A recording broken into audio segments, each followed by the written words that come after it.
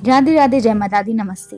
मेरा नाम है प्रिंसी और मैं पढ़ती हूँ क्लास 11th में and welcome back to my channel. तो यहाँ पर जो है मेरे एग्ज़ाम्स आने वाले हैं और मैं दिन लिख रही थी मेरे एग्ज़ाम में कितने दिन बच रहे हैं।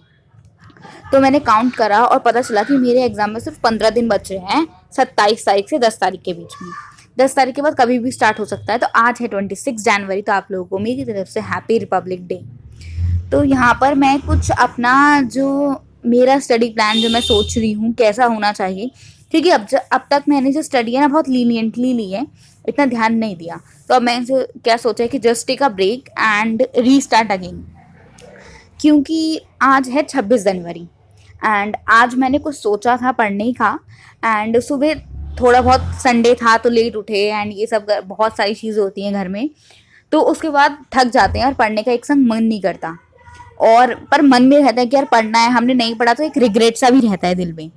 तो यहाँ पर मैं एक सीरियस जो है टाइम टेबल फॉलो करने की कोशिश करूँगी, जहाँ पे मैंने सिर्फ पहले मैं क्या करती थी, पूरे हफ्ते का मैंने ट्राई करा बनाने का कि पूरे हफ्ते में मुझे क्या क्या करना है।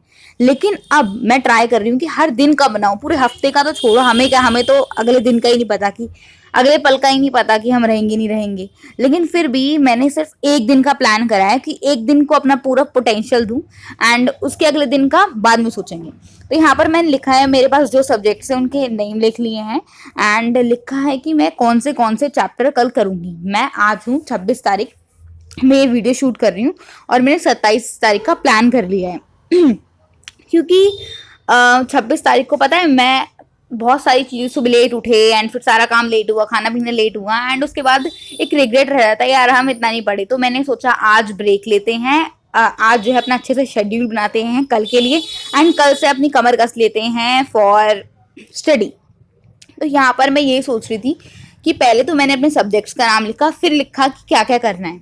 अब देखा जाए मेरे पास 15 दिन है एंड 15 दिन में जो है फिजिक्स में मेरे कम से कम 10 चैप्टर हैं।